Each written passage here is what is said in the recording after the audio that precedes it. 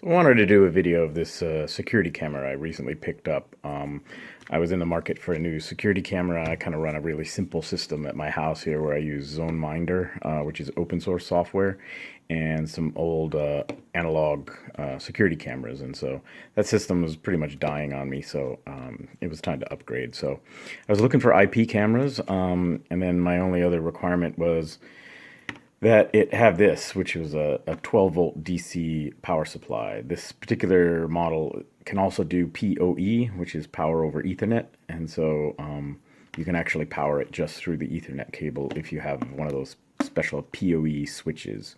If you're not familiar, the PoE switch will provide like 40 something volts DC to the Ethernet cable to actually power cameras like this, and so it's pretty common. But anyway, I don't have that, and so I use this instead. And since it's already wired that way, that's easier for me. So that's kind of what I went with. I can put a link down below where I got this. It's kind of spendy. Even with a discount, it was about $200, and it's January 2025.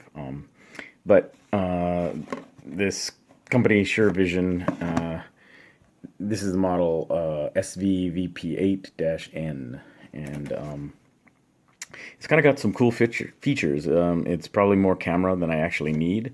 My system's pretty simple, but what I was looking for was to kind of try out an 8 megapixel camera, which is 4K, and see if my little ZoneMinder setup could handle that kind of data processing.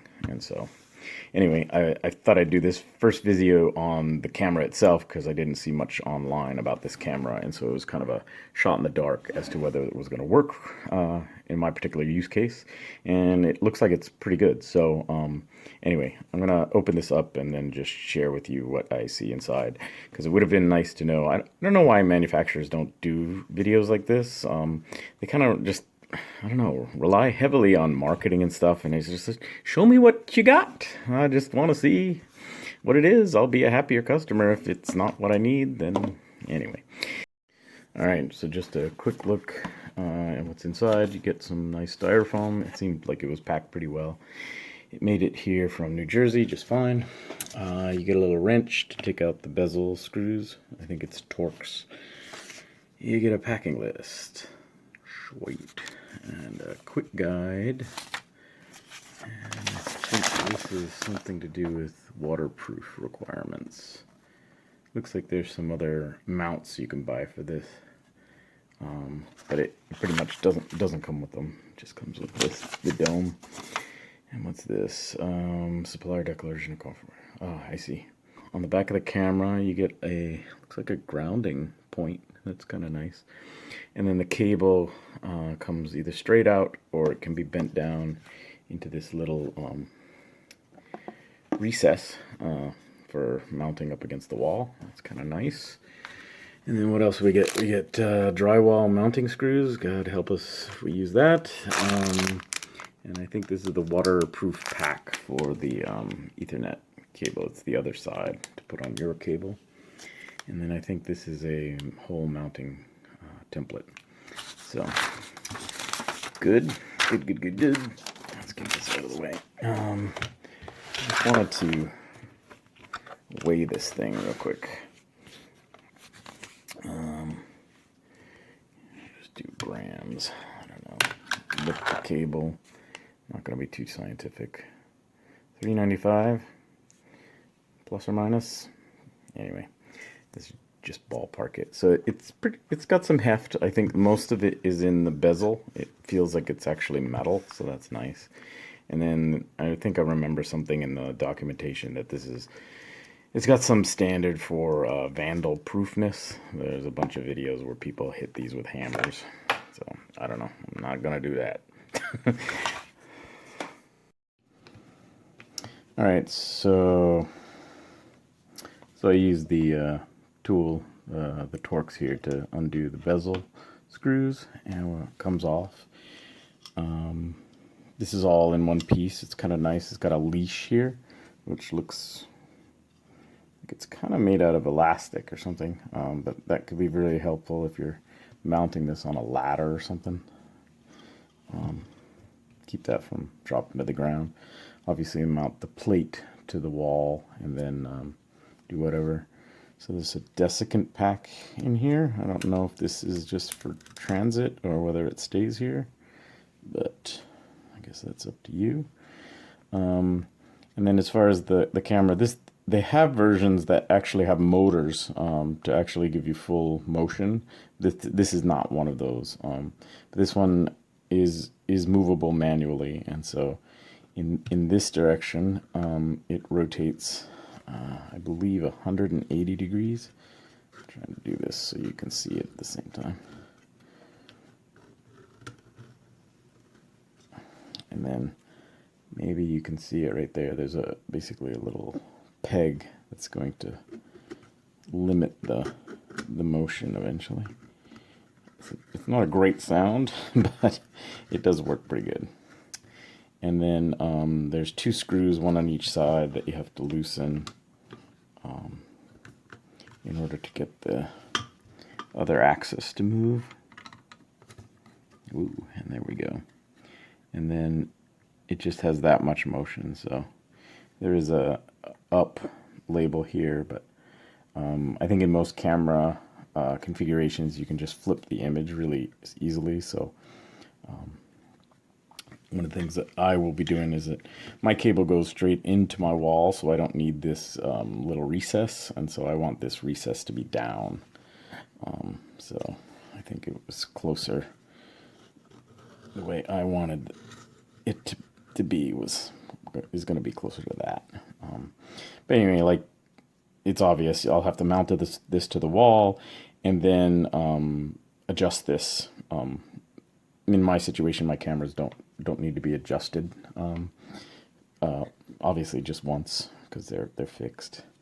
But anyway, that's really useful to know. There is it's like a silicone gasket all the way around. It feels really high quality, which is nice. And then I think other than the center hole back here, there's no other penetration. Not even the grounding screw makes it all the way through here. So I think this gasket is the main seal. I'll have to look up what the IP rating of this is. It should be pretty high. I didn't see much reference into it in the manual, but there's a button here, which I assume is a firmware reset. Because I was surprised how much electronics is actually on this board.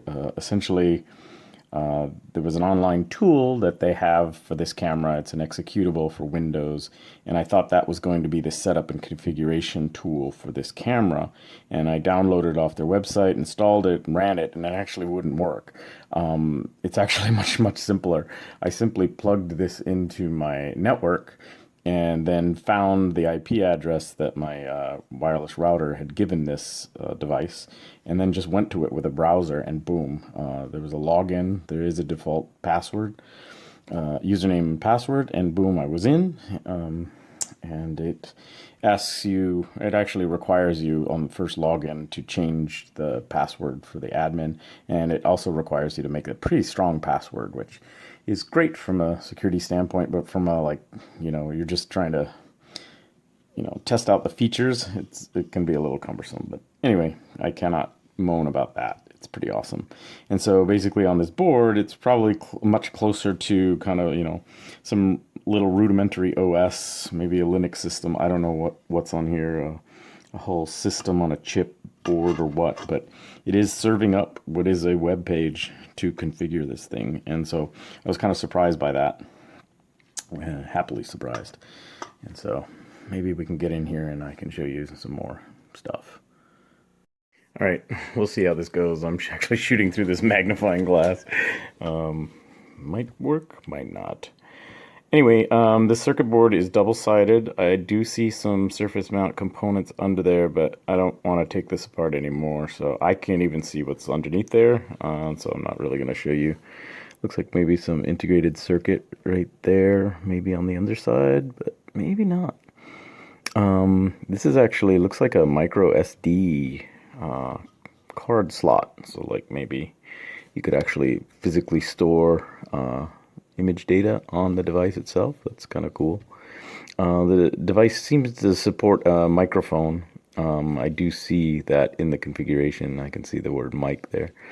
I think it's going to be hard to see, but up underneath there is the actual back of the circuit board for the CCD. And like I said before, this was 8 megapixel. I think the max is 20 frames per second. And then I don't know what that integrated circuit is. I might have to look that up. And capacitor, ribbon cable, weird boxy thing, unknown. That's probably the factory reset, firmware reset button. I see some 3M tape back there. I don't know what this guy is. It's got some wires in there. Interesting. Yeah. So anyway, I think that's going to be the the extent of the tour, because I'm not going to take this apart any further. But definitely more information than I had before I dropped money on this thing. So anyway, let's go take a look at the configuration in the browser. Alright, so now that it's powered up, let's plug in the Ethernet cable, and the other end is going to go into my wireless router. The first time you plug this in, you want to go through usually a router of some kind. You basically need the DHCP server in your router to assign this thing an IP address.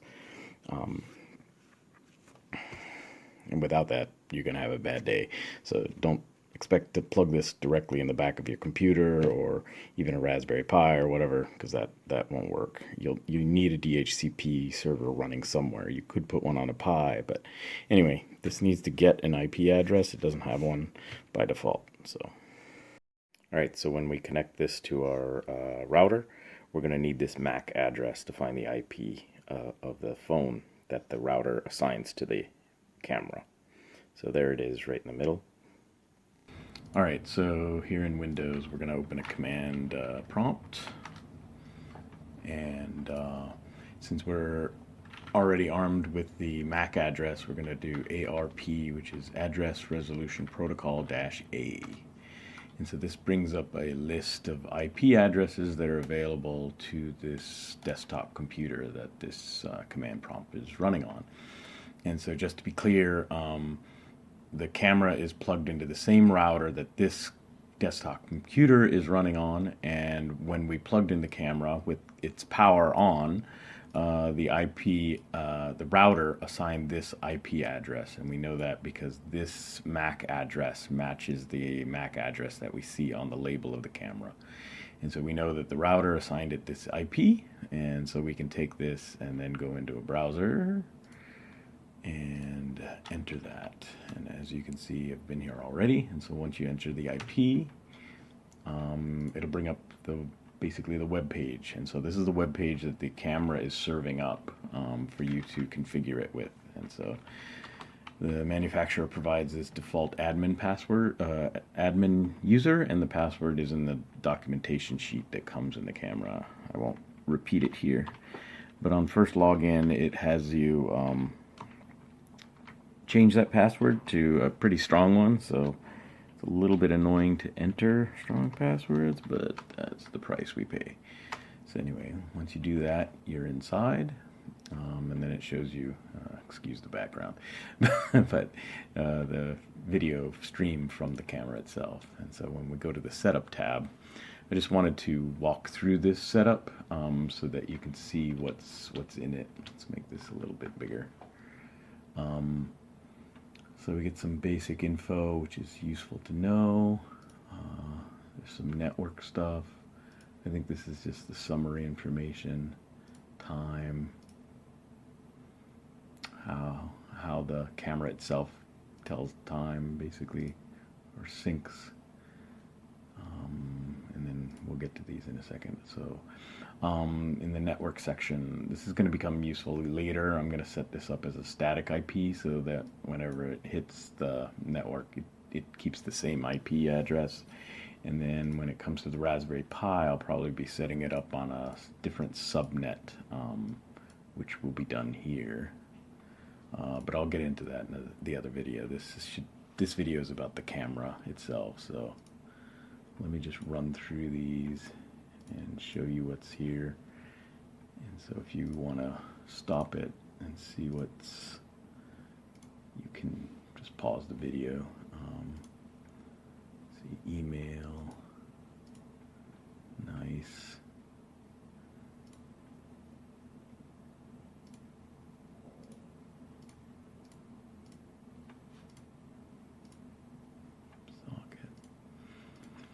So here's where you configure the video, which is pretty nice. It allows you to configure the properties of the mainstream and the substream. I'm going to be using this feature in ZoneMinder, where I'm going to be using pretty low resolution substream to do the video frame analysis. And then when a motion event occurs, then I'll be recording the full 4K video stream on the main. So that's nice. You can see the frame rates. As you reduce the resolution, you can get a little more frame rate. It maxes out at 20 at the 4K resolution.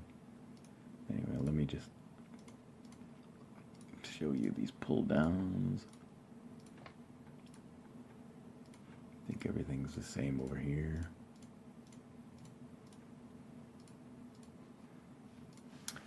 All right, image. Nice.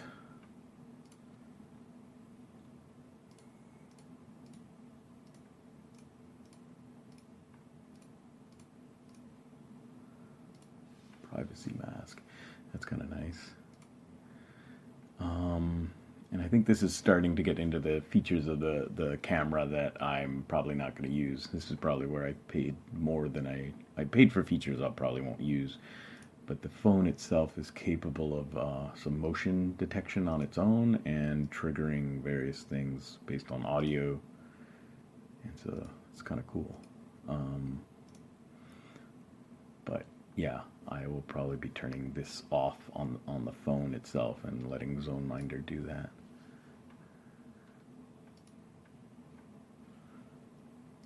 This is where you would set up, clearly you can have that memory card that we saw on the board, as well as network attached storage. That's kind of a nice feature, cool. And then you can do FTP, it's even cooler. Old school. This is the security, so the camera comes with this default admin user, and then I've created another user here to reduce its permissions within the configuration. Basically, this on the camera side, so that ZoneMinder can just get the feeds and not have permission to do anything else. So that's kind of nice. Let's go into one. Maybe we can edit this just to see. Nice. Authentication.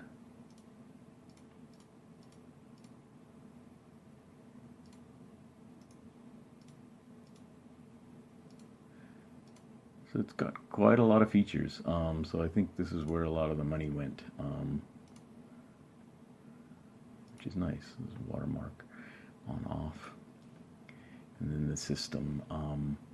Yeah, if you don't know, most IP cameras reach out to the internet to sync the time, or at least you can configure it. But if you're neurotic about your privacy, you can maybe update your IP tables to block all outbound traffic, except maybe on port 123. Just know that it's sort of intended sometimes to reach out to sync the time with a time server. If you're interested in that feature, network diagnosis. Nice. So, indeed, it's got quite a lot of features. I was kind of happy to see all this. I think I can show you the site that I actually got this camera from real quickly. So it's cctvsecuritypros.com, and it was in their IP camera section, dome, and 8 megapixel. No, 8 megapixel. All right, and yeah, it was basically this one. And so I think they were running a promo, was like 30% at the time. Anyway, I got it for around $200.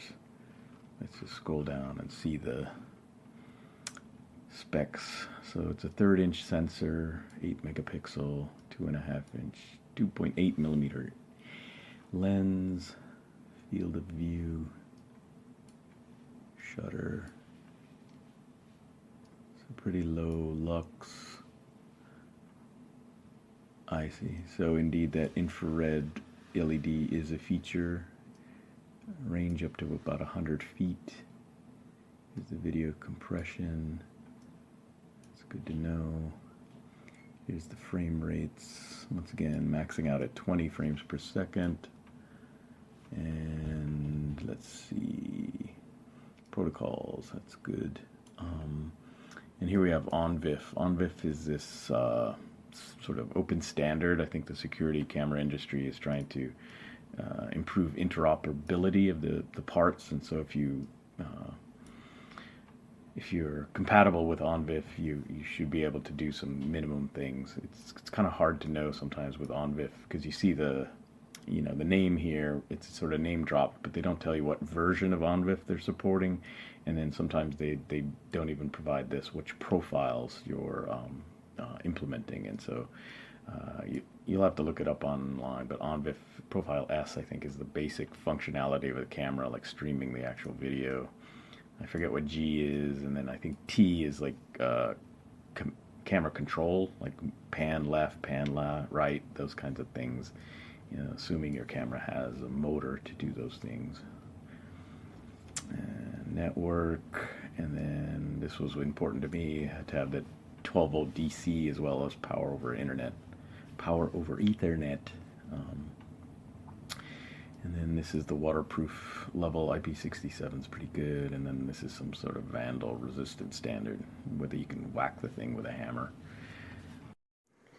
That's it for this video. I just wanted to provide more detailed information about this camera, especially to the open source folks like me that use ZoneMinder, Shinobi, or the other open source security systems. It's kind of hard to find info about cameras and which ones work and which ones are good just by looking at the marketing stuff. So anyway, hope this was helpful to somebody. If you're interested, I'll probably post another video about my ZoneMinder setup and how I got all that configured to work the way I like. So thanks for watching.